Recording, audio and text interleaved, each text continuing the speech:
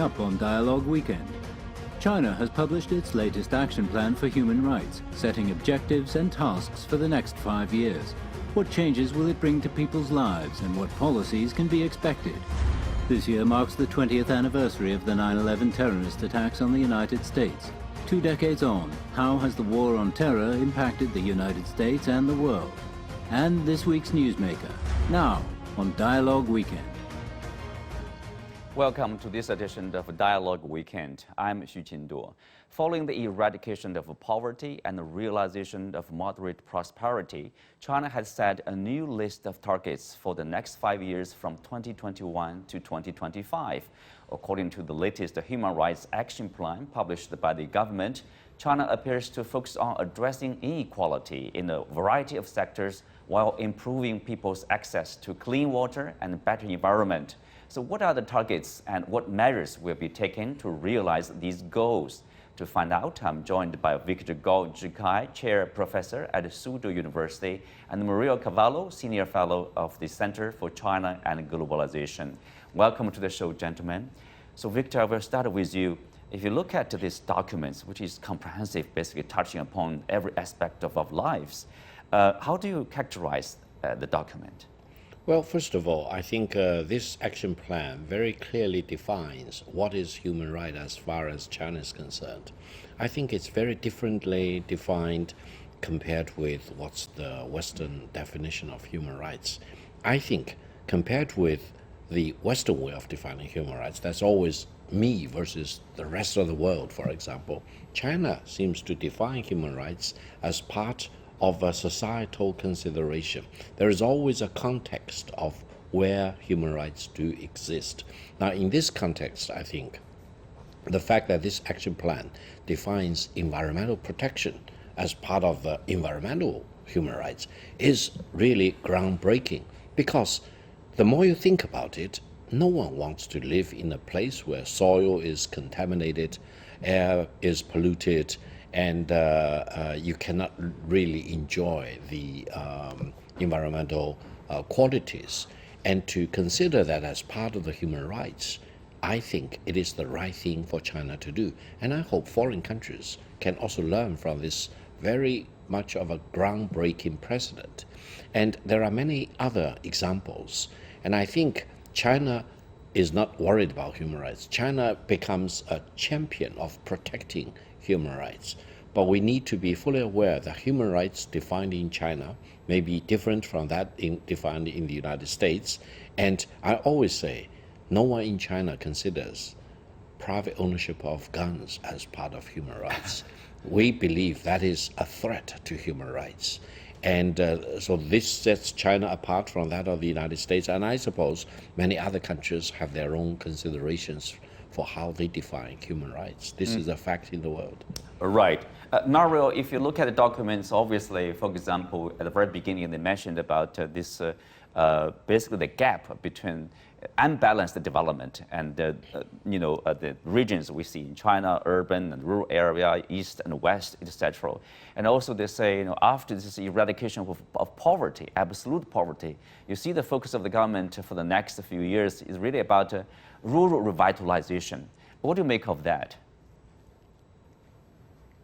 It's amazing to consider China is forcing on the world in a very bold and public message that it's going to focus on rural revitalization. I mean, that's a remarkable idea in terms of planning and ideology in the real world. And I say that because, China has raised up 700, we have 52% urbanization, I believe it is, right? 52 urbanization level rate. So that's about 700 million people. But the truth is, that also means, and China's fully aware of this, that there's 700 million other people who are still in the rural areas. Their incomes are very, very low. What an enormous responsibility. I wouldn't want that responsibility. I mean, it's incredible. And so the first step was to eliminate absolute poverty. And of course, you don't see homelessness in China. People might be living at a low income, rural income level, but they have plenty of food and shelter. They're comfortable, and they have a warm Kong to sleep on in the wintertime. So These things are being taken care of. But yet, the truth is, 700 million people in the rural areas, their lives are still not what we all call that enjoyable, nice, urban, middle-class lifestyle. And here is the Chinese government saying, we're going to focus on that, not on the continuation of, the capitalistic properties, the capitalistic things happening amongst the people who already are very, very comfortable, if not quite wealthy in their situations, in the upper middle class, and of course in the wealthy class as well. It's quite a contrast to what we see happening in the West. Mm-hmm.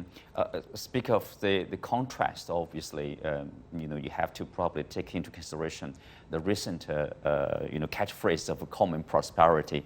Seems to me, at least, a lot of the attention is to be paid to this disadvantaged group of people. For example, it touches upon this housing, the right to, in terms of like housing security.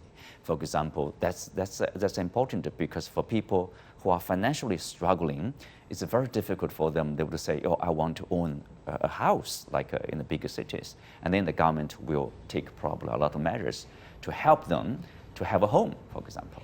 Absolutely. I think common prosperity is becoming a new catchphrase in China, and this will be the focus of what China wants to focus upon in the coming years and decades.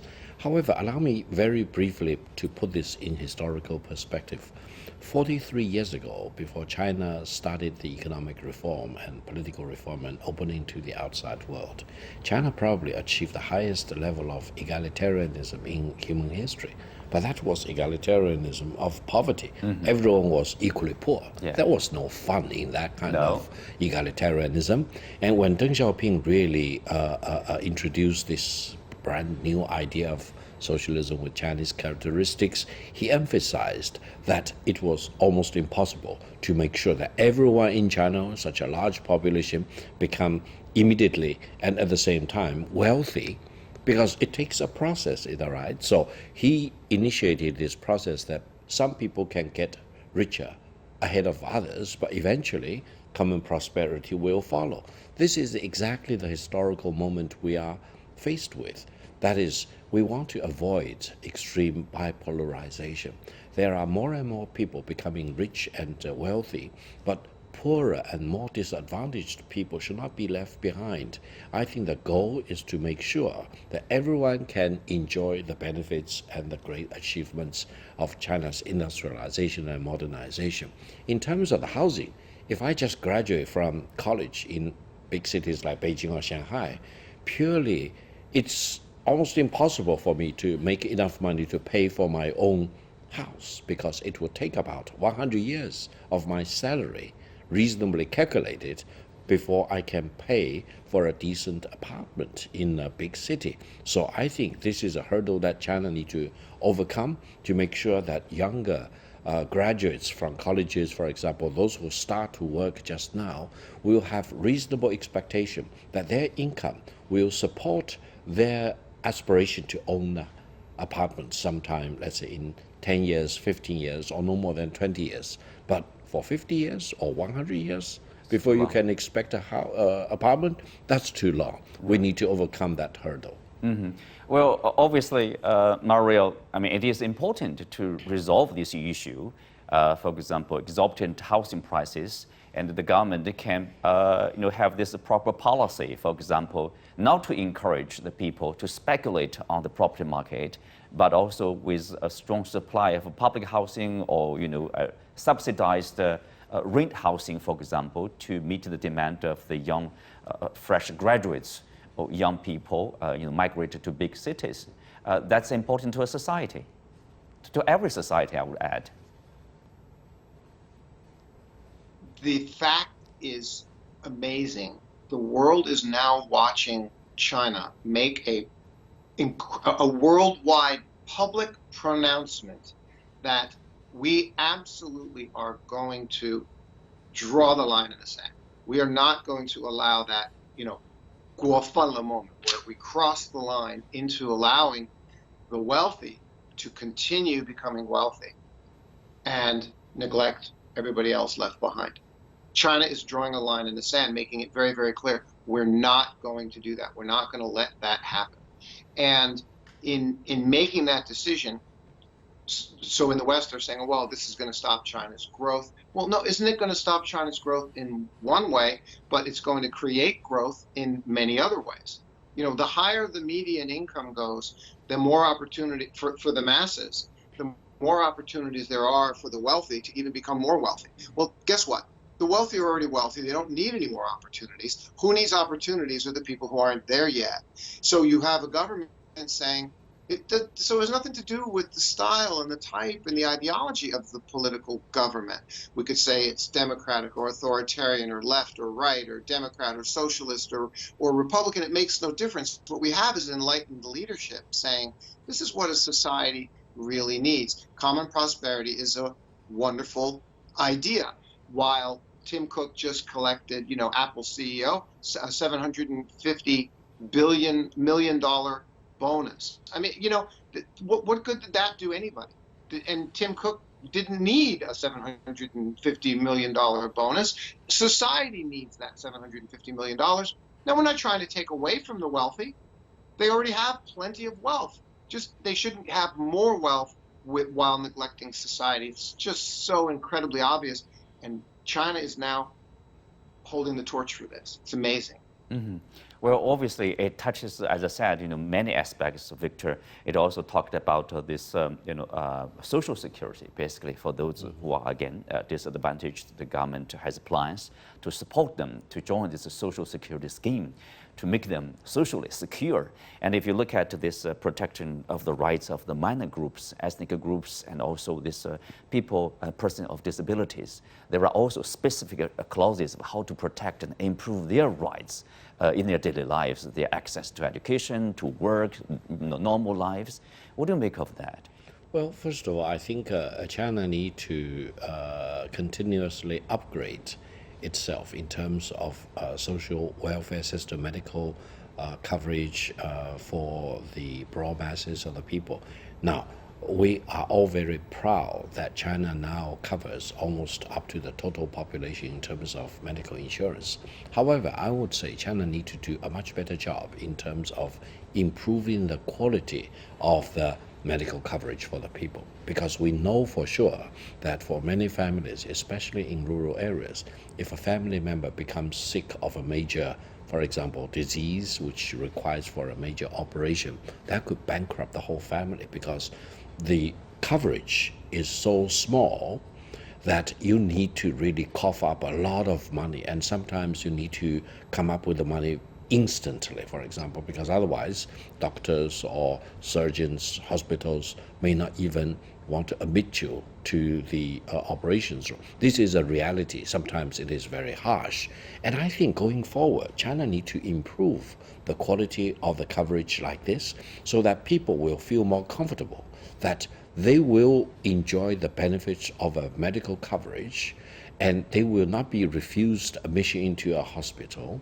And the society as a whole will know the importance of common prosperity. So we want to avoid a situation where the wealthy can always pick the best doctors and nurses throughout the country for their treatment, whereas there are people who cannot afford major medical operations. This is one of the examples of where we can avoid these excesses and where we can make sure that the broad masses of the people all enjoy the benefits of the economic transformation. Exactly, the benefits for the public there.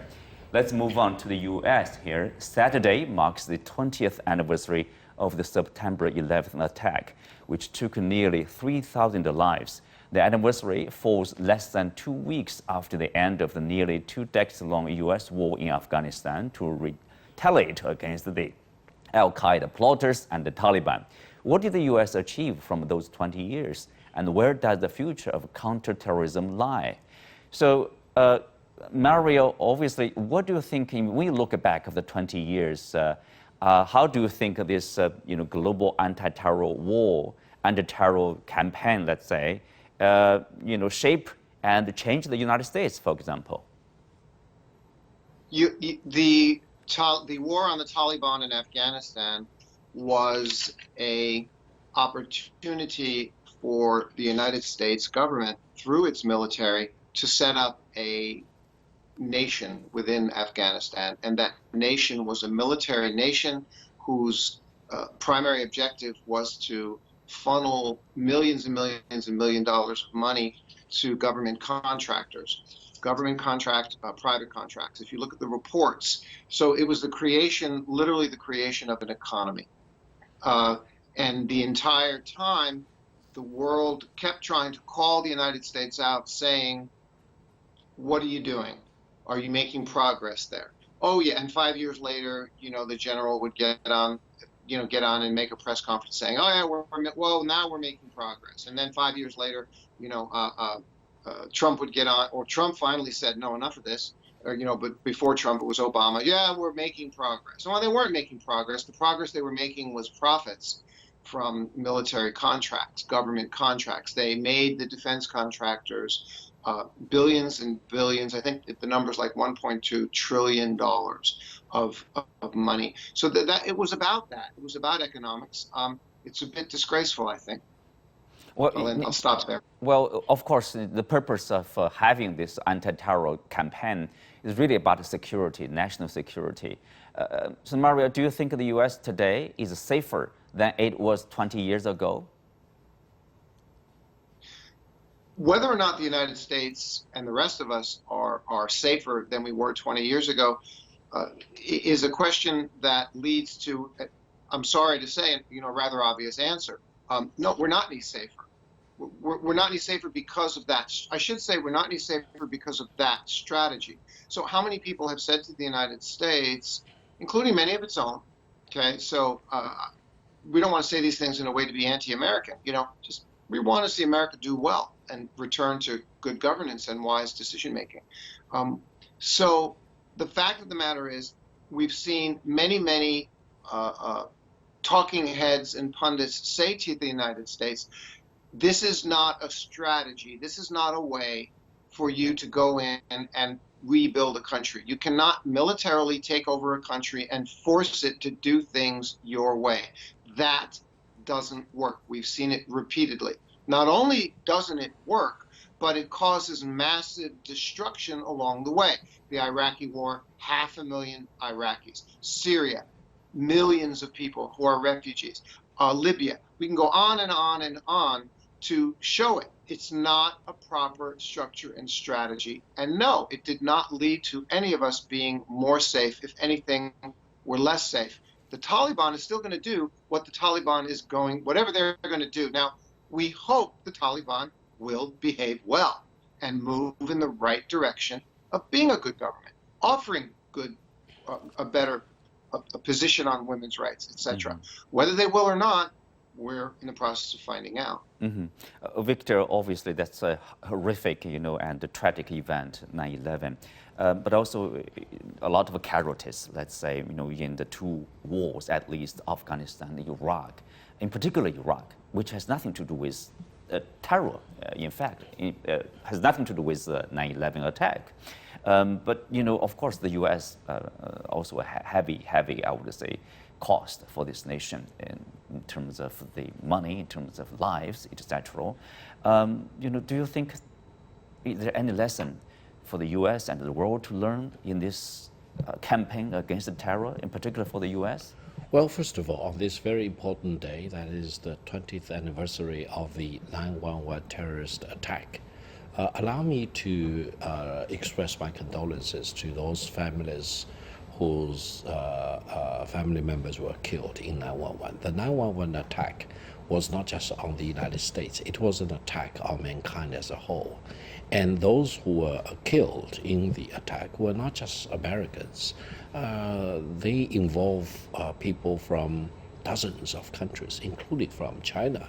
And therefore, I think we need to condemn the 9/11 attack today as we did 20 years ago. Mm-hmm. And we should call for closer international cooperation against terrorism rather than, for example, I condemn terrorism if it attacks my interest and I recharacterize whatever terrorism it is by another name if it threatens your interest. That's double standard. That's not the effective way of international cooperation against terrorism. Allow me to also mention that on this 20th year anniversary, I think the United States need to realize that the 20-year war in Afghanistan was a complete waste. It hasn't achieved anything meaningful, and the fact that the U.S. soldiers ran away without leaving behind them a viable framework of national reconciliation and nation building, for example, and the fact that Taliban now has a big chance of reversing whatever the United States did in Afghanistan for the past 20 years, that's a shame, and that should be really a very bitter lesson for decision makers in Washington, because that just corroborated this overreach theory by Professor Paul Kennedy of Yale History Department, because the United States did overreach a lot over the past 20 years, not only in Afghanistan but in many other countries. And if the United States does not recognize the huge mistakes they've made in the 20-year war in Afghanistan, and if they even dare to repeat such mistakes, I think the disasters will be much greater for the United States and, unfortunately, probably for the rest of mankind. What do you think of this? If you look, into the future, obviously terrorists remain there, and what should we do, or what should the U.S. do in their approach, in terms of a specific approach to counter the terror or the potential terror attack, for example? Absolutely. I think there are several things which come to mind. One is that we still do not know what will become of Afghanistan under Taliban rule. They've been saying good things recently, but we need to watch what they walk, for example.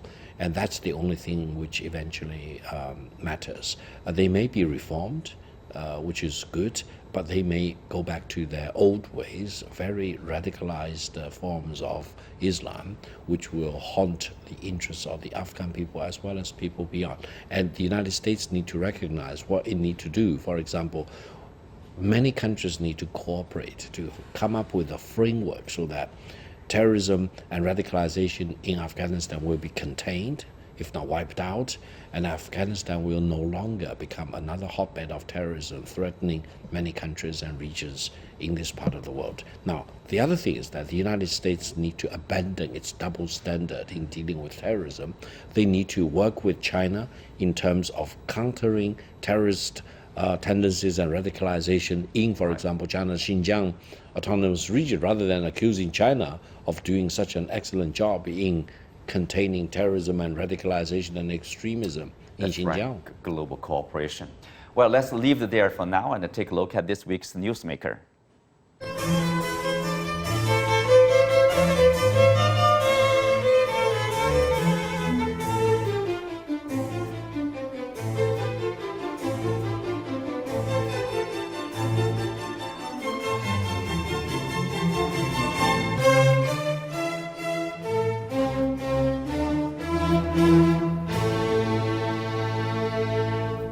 Earlier this week, the Taliban has announced a caretaker government with a 33-member cabinet and Mullah Mohammad Hassan Akhund named as acting prime minister.